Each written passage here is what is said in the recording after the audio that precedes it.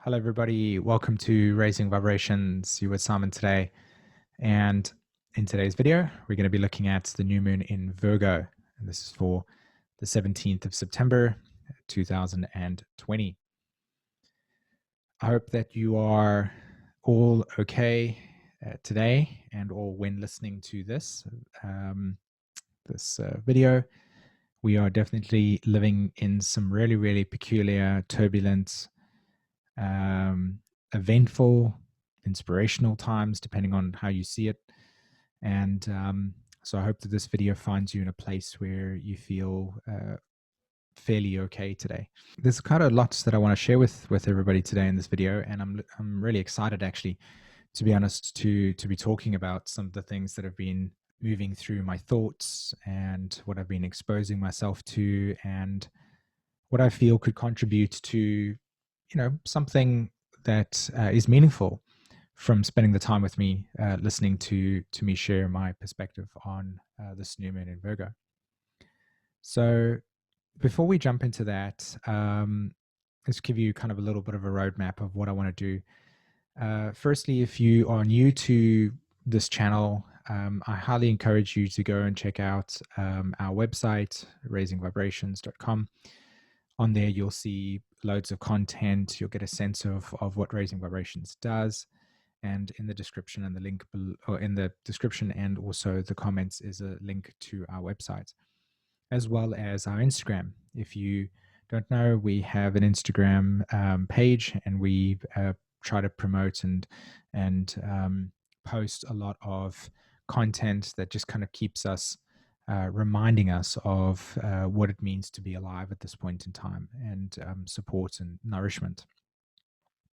And of course, we have our Patreon community, and that's a place where we gather and we kind of just talk and find community in that space. So that all of the information and links, etc., are in the description and also the comments below. If you're new to Raising Vibrations, or if you've been following us for a while and you're looking to look at our work more closely.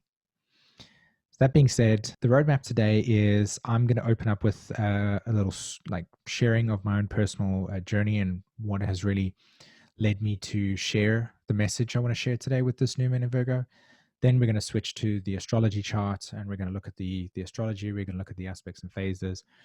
And then afterwards, we're going to jump back to the completion of the story I'm going to start with, so that you can see that what it is that I want to share with everybody today in this video not only comes from my own personal life, but kind of some relatability. And I would say that would probably be the best thing to describe why I want to format this message today, this video today, in the way that I'm going to.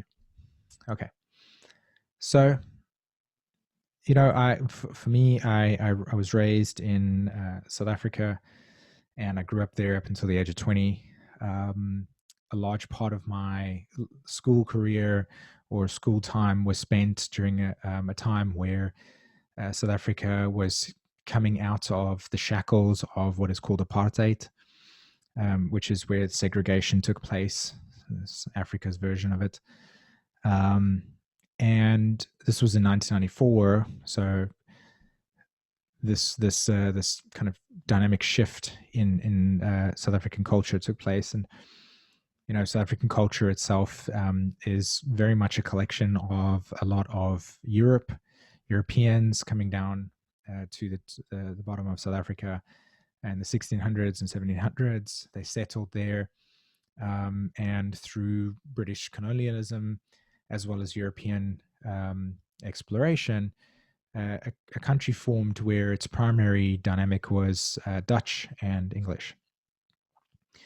And so what formed out of that was an culture, and I was raised within that culture, and both sides of parents had Dutch and British kind of heritage, and so I was exposed to the different languages.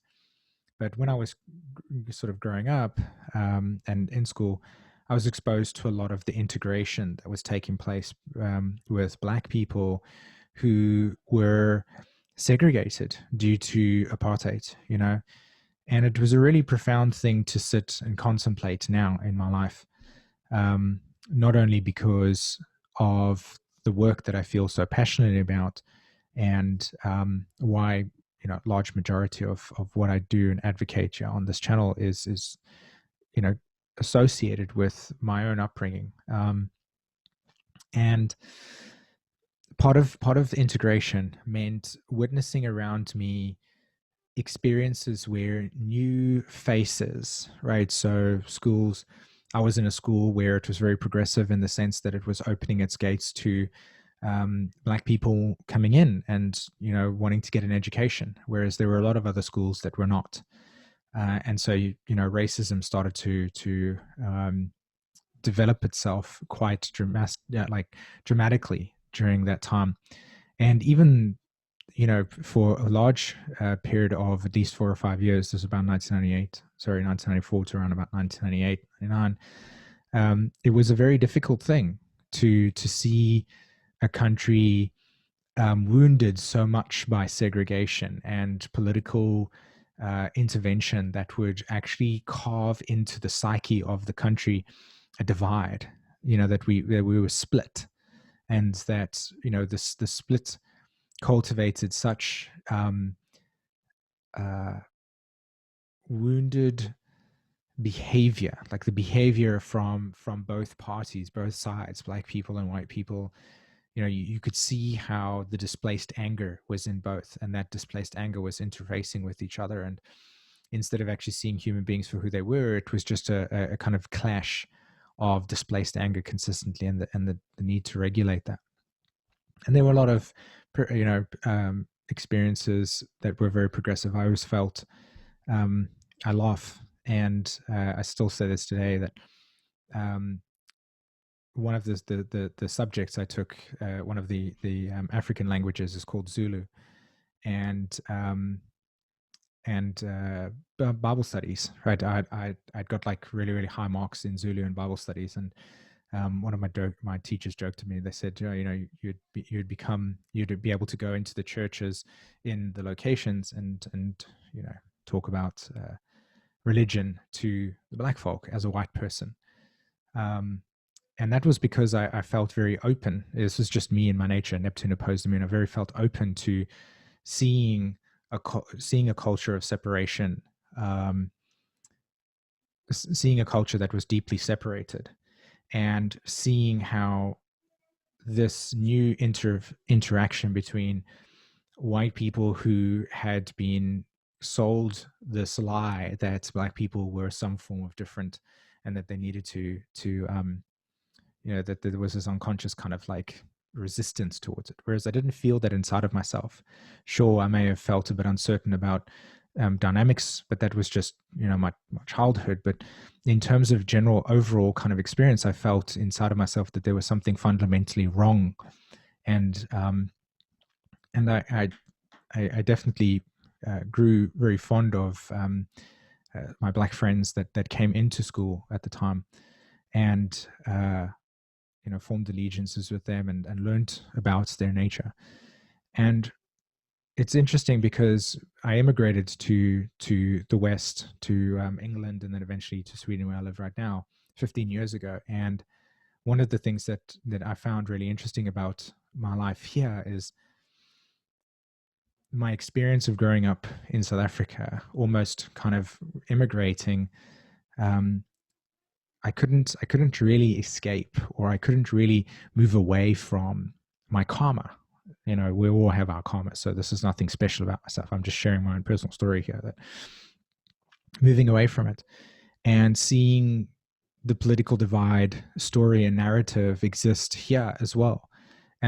And seeing, you know, especially growing up in South Africa, we never got exposed to a lot of American history. And what I experienced in South Africa was not something that was isolated; it was part of America as well. I mean, you guys have a tremendous amount of um, Black slavery being part of your history as well.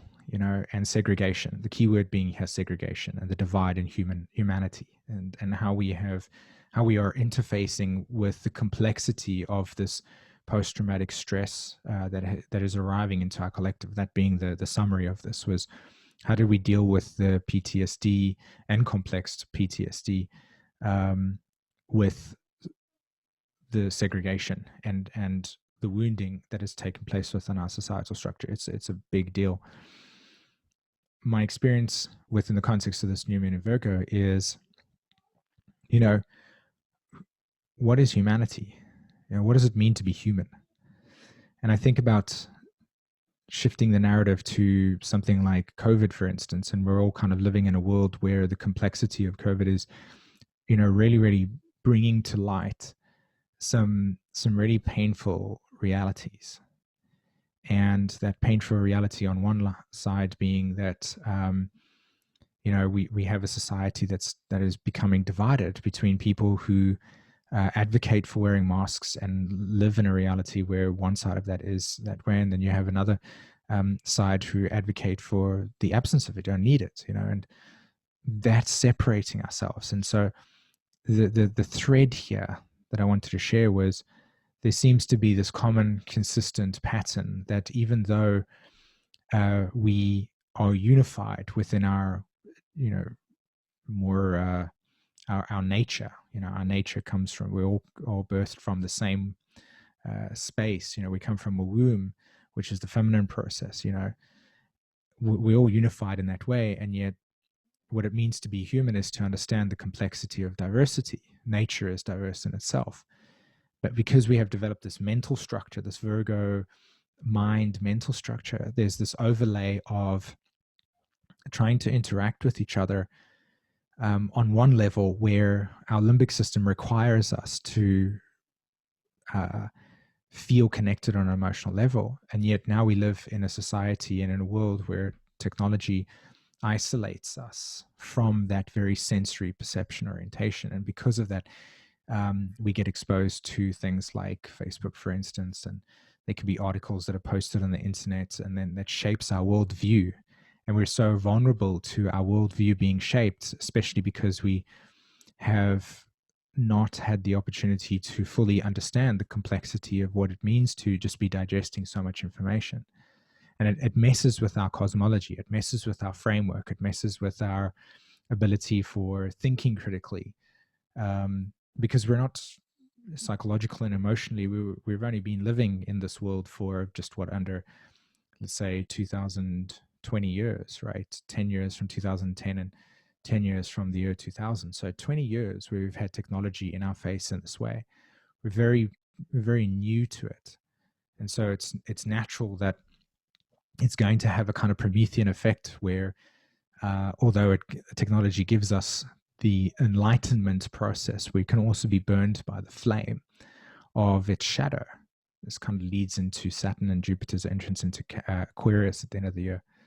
And what it means to live in a world where the fracturing, Aquarius correlates to fracturing, where we will once again be almost like going into a societal structure in which there is fracturing taking place.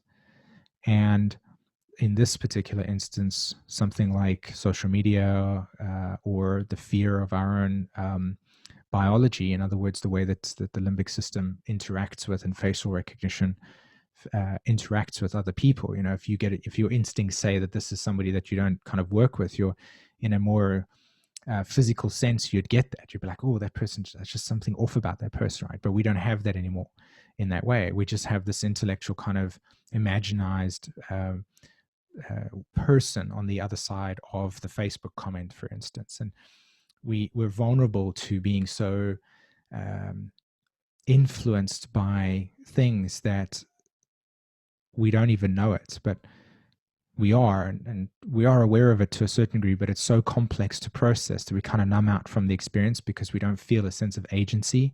And when we do try to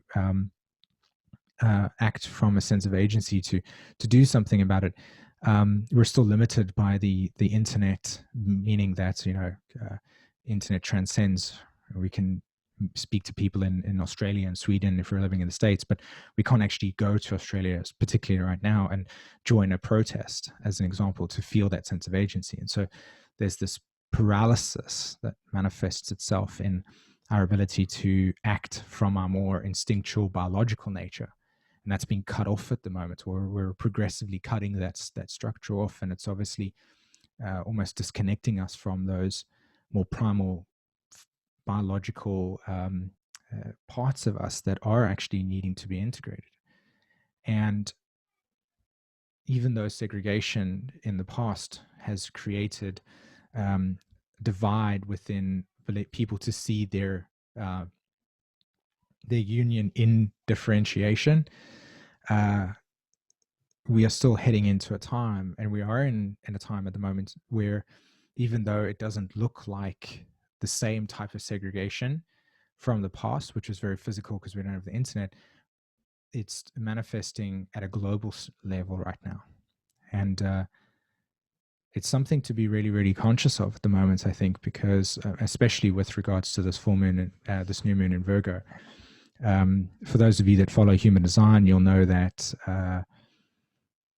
the sun and the moon will form in gate 6, hexagram 6, and particularly it will land in line 3, which is about bonds made and broken, line 3 energy, and the line 6 is about union, and to be more specific in this process, this new moon energy has a lot to do with our ability to actually say, are these the people that we want to align with or not?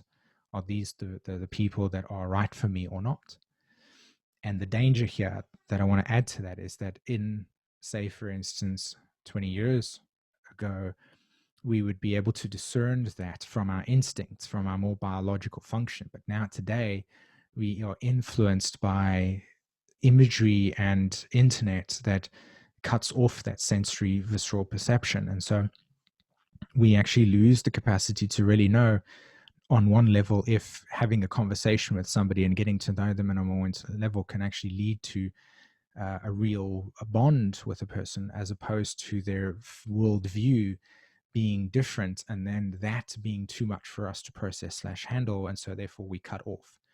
So are we really losing people at this point in time, people in our lives, because of their orientation to life that has been influenced by ideological narratives that are rooted in an absence of sense of self? And that sense of self is absent because the ability to actually have correct guidance. And that was what I'm going to end with this video today, and the second story about my upbringing and parenting children, and being kind of stuck in this thing where healing my own trauma is interacting with my children in that sense. But coming back to the story here is that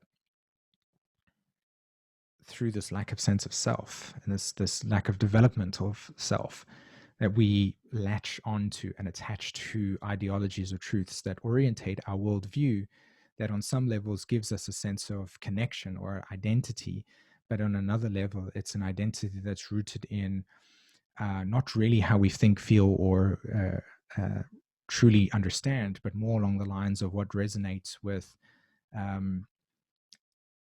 it doesn't even resonate. It's just a kind of attachment to, and again, a perspective that gives a sense of safety, as opposed to what is your inner truth.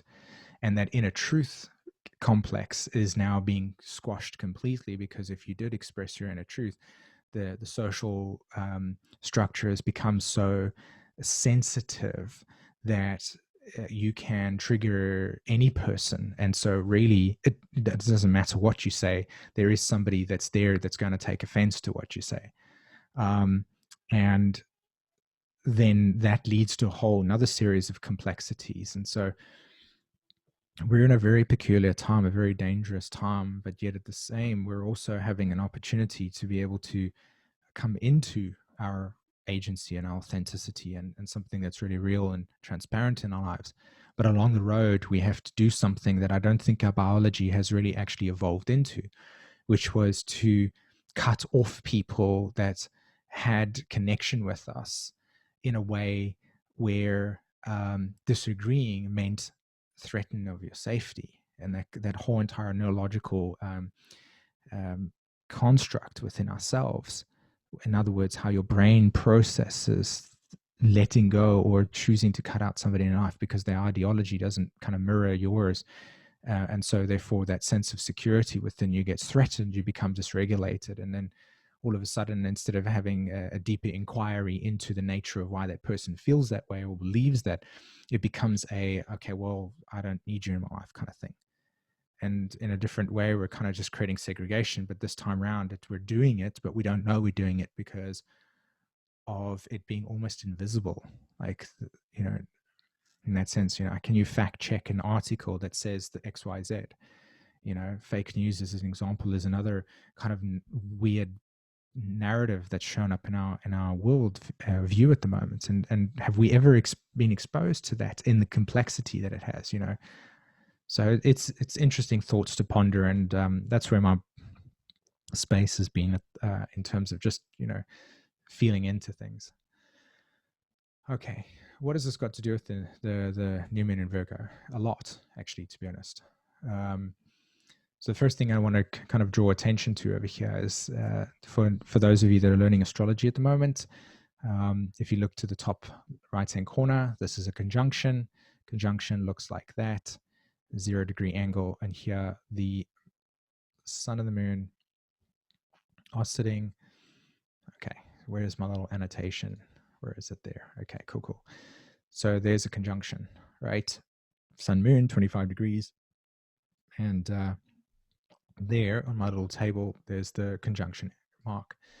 I joked with Jen yesterday because the new moon that was, in order to draw 25-25-00, the time was 1300 exact here in Sweden. All right, so that's when the new moon's going to land in Sweden. And I was like, if that's not a Virgo new moon, then I don't know what is.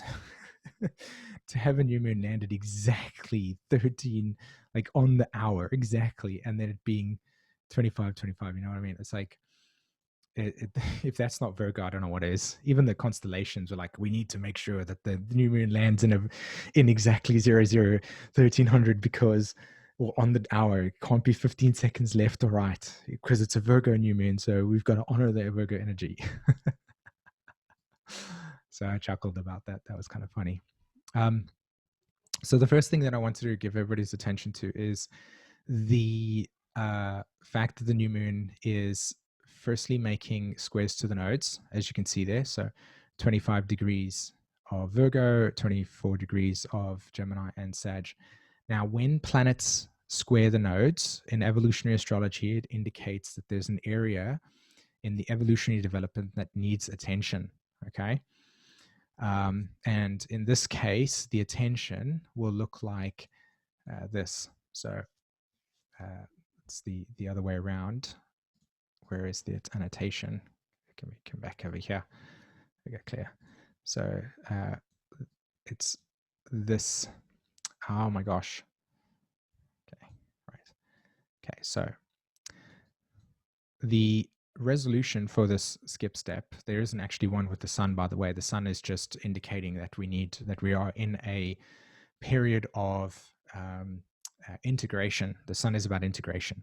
So with the moon, though, there's a resolution, and that resolution is the north node. And the reason why you say resolution with the nodes is that the moon would have conjuncted the north node the last. So whenever you're trying to figure out your squares to the nodes and what needs to be resolved, you look at the planet, and you would usually take your left hand and out and stretch it. And in this case, you see that node there.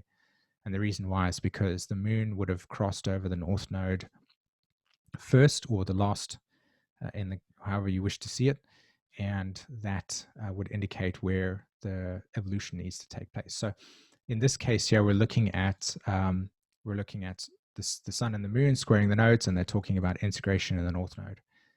And this integration is about the dynamic flip-flopping between old philosophical truths and perspectives and the need to let go of and change a paradigm of thinking. So this is about changing a paradigm of thinking.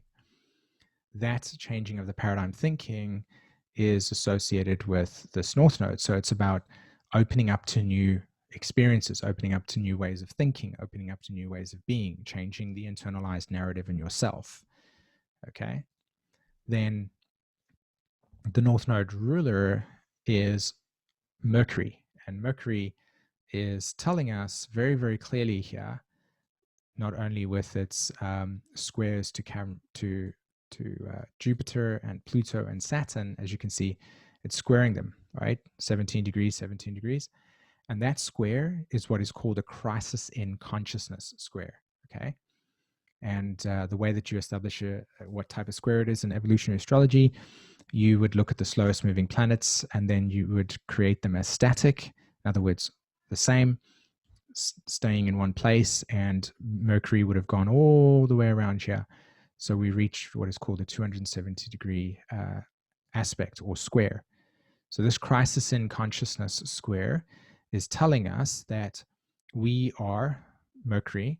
We are looking to individuate. We are looking to break out of, change, liberate from, okay, the old narrative, as in the old outdated social norms, expectations, roles. Okay, we're looking to break out of them, change the pattern. And it has to do with our philosophy. It has to do with our unconscious attachments, as in like the actual language we use.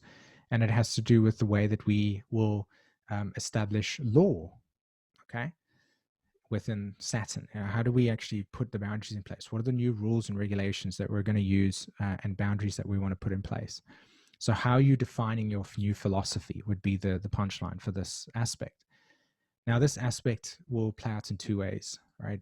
Well, it's not going to play out in two ways. It's kind of combined, but this aspect will encourage somebody. So we encourage you to find uh, authenticity in your expression, to speak up for what's real for yourself, to acknowledge your own space and your own autonomy, your own agency.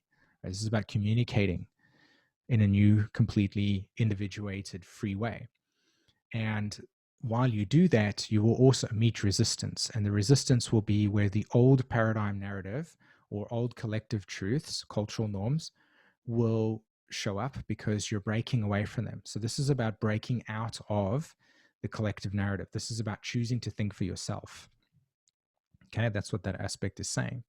And the resolution with this over here, this node, is to begin to think for yourself. This is about communicating your own story. This is about communicating what's real for you. It's what's communicating what's alive for you at this point in time.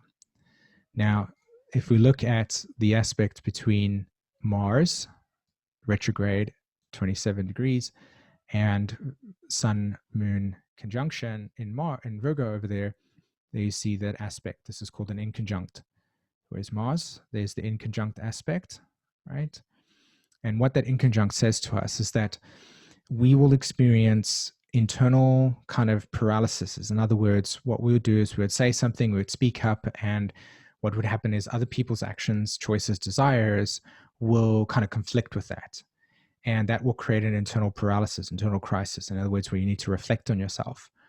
And what this energy is really suggesting here is that as you step into something new for yourself, you will also be met with resistance from the old. And when you feel that resistance and meet that resistance, Mars retrograde is saying this is where you need to kind of find the courage within inside of yourself to keep still holding that same space, that same boundary, that same definition, right?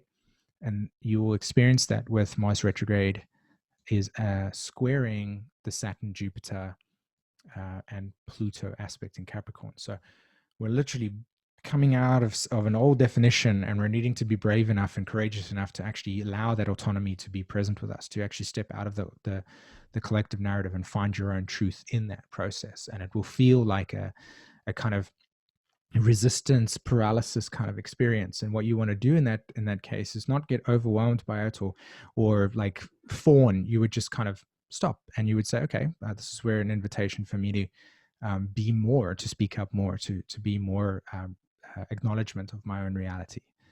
Okay, so it's about integration within the social structure in a completely new way.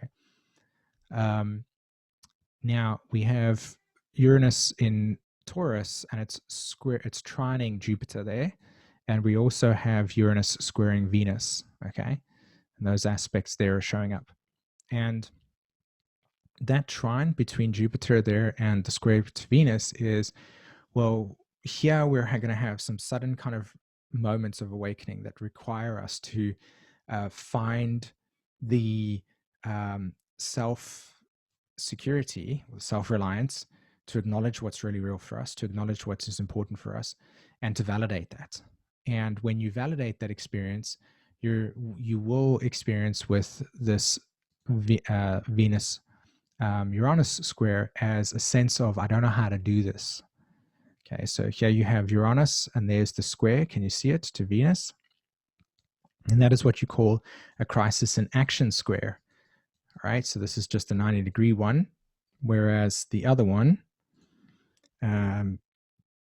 Mercury and Jupiter, that's a crisis. And there we go with Pluto. That's crisis in consciousness square. So the difference is this one's about new direction, is about establishing a new direction. So again, as we step into something completely new, you're going to feel that sense of insecurity. Am I doing the right thing? Is this the right thing to do? Am I, etc. And so what you want to do is you just want to keep reminding yourself consistently that this is a crisis through action. It's like putting your foot forward and saying, yes, I don't know if this feels a little bit uncomfortable, but I'm creating new ground. I'm establishing new direction. Right? This is what this aspect represents. So the wisdom here is to not get caught up in the fear of and the paralysis and the fear and the paralysis, and then revert back to what feels safe and secure in terms of your ideology. And that's why the moon and sun is squaring the nodes, because we're going to bounce back between safety and authenticity, right? So this is about being able to communicate your authenticity while knowing that as you do that, you will need to validate your own experience and to internalize your security and to recognize that you are forming an entirely new philosophical truth perspective. And that it will feel like a feeling of inferiority with that inconjunct. And all you want to do is just kind of allow yourself to say, yeah, that's what's happening right now. I'm cool. I'm just changing my new patterns. Some people are going to vibe with me, some people are not. And that's okay. Does that make sense? Okay. Then I would say this Neptune opposite the sun and moon aspect is also very important. Neptune is also going to be squaring the nodes. It's already started this square, but it's going to become more and more activated. And, the Virgo Pisces axis is about adjustment, right?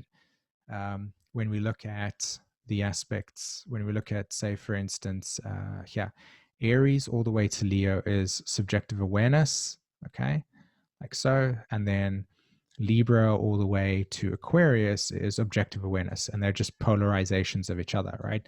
This person's communication, the other person's truth. The other person's communication, your truth. So this aspect between Virgo Pisces is a transition archetype. And this is the transition from the cycle of the old into the new direction. And this is the transition from subjective awareness to objective awareness. So Virgo is saying to us here that we're learning how to integrate into social spaces and ways of being that are alignment with our personal truth.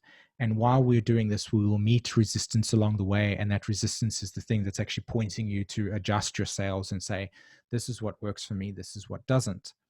While at the same time recognizing, and this is the kind of feedback into the original thing about segregation, is that this type of energy can easily create the experience of, well, I'm right, you're wrong kind of thing. I know better, you don't. Your truth sucks, mine does not. This kind of subconscious kind of patterning, and what it roots in is, well, I need you to validate my truth, and if you don't validate my truth, then I'm not going to feel resonance with you, and so therefore I have nothing to learn from you. While this energy is actually saying, no, while we are learning about ourselves, we're learning how other people teach us about ourselves. So we might come to this state and saying, oh, I feel safe in being able to explore communication with you and question, like deepening understanding. That's your perspective, your unique perspective. This is my unique perspective, and we can still collaborate. or not, you know. And it doesn't have to be an instant kind of, okay, we're gone kind of thing. It's a collaboration through inquiry or not. It's a union with something that works for me or not. So that's kind of the message here. And the Neptune square the nodes is just this kind of collective dissolving of the old truths and the finding the meaning and inspiration in the new truths for ourselves. Okay. So that's the new moon energy over here. This is about social interaction. This is about social engagement. This is about changing the old beliefs. This is about changing our old narratives. And this is about becoming self-reliant. You know, this is about really, really becoming self-reliant and being able to recognize that you have the ability to actually start to take charge of your life, you know? And by taking charge of your life, it means being able to recognize that you are responsible for your existence. And how do you come into a life in which you feel responsible for your life? And what does it mean to take charge in an agency orientated way? So let's move over to the kind of culmination of today's video and my sharing with you. And these are the two quotes that I want to use for today's conversation. The one is, you can't do what you want until you know what you are doing. This is from a person called Moshe Fendel-Kraus, and famously understood as Fendel Christ, but that's not actually how they pronounce it. It was kind of funny when I was looking into that. And I love this so much because this, even though I posted it on the community page, I love this so much, this quote, because there's so much depth in it. And it speaks to the trine between the sun and the moon in Virgo and all of the planets in Capricorn, which was, if we're going to start to move in a direction with your life, pay attention to what choices you make in each moment and how they contribute to the direction that you're going. Because we can have goals and we can have a direction, we can have meaning, but if our moment-to-moment choices of what's real and authentic and truthful for us is not, connected in some way, then our actions just become responses to life as opposed to conscious engagement. And so it really opens up a deep inquiry into the nature of what your moment-to-moment reality and choices you're making, and it brings you back to your senses and to your body. Okay. The next quote that I wanted to talk about is this one over here, which is, to be fully alive, fully human, and completely awake is to be continually thrown out of the nest. And this is kind of Venus squaring Uranus at the moment, and Virgo Neptune opposition. This is about, where are your comfort zones and how do you kind of keep those comfort zones in place, as opposed to trying to see where your boundaries are. Where's your autonomy? Where is your sense of going beyond what you feel comfortable with, to explore deeper senses of yourself? And this is about exposing yourself to things. And this is about self-reliance again, and about resilience. You want to be able to expose yourself to some form of conversation that's about a disagreement, so that you can maybe inquire into why you feel the way you feel about your own perspective of something. And this is about supporting us in a way of finding the antidote to segregation, right? Where we see ourselves as the enemy, the other person as the enemy, as opposed to a recognition that whatever that person may be doing behind their words, they might be actually doing the same thing you're doing, just in a different way, which is trying to create connection. We're hardwired for connection. And we are living in a time right now in which social media and all other forms, even though it is on some level creating connection, we're also heading into complete disconnection and isolation and aloneness. And we're not hardwired for it. We're not hardwired for it at all. And, what to do, basically. So social interaction, social engagement, authenticity and truth, and coming into a space of, what does it mean to be human? And do we inhabit this place with other human beings? And are they other human beings, or to them, are we the same? The way that we see other people? Are there other people that see us and don't see us? They see the image of the influence, contemplative thoughts. All right, everybody. I really hope that you got a lot of value out of this conversation today. Thanks very much for sitting with me and sharing some space. I really appreciate it. Don't forget to check out the links in the description and also in the comments below. Write in the comments, share this video, check us out on Instagram, join our Patreon if you feel inspired by our material. And as always, if you're looking for guidance and support, me and Jen are here and our website's there, okay? All right, everybody, take care. Bye-bye.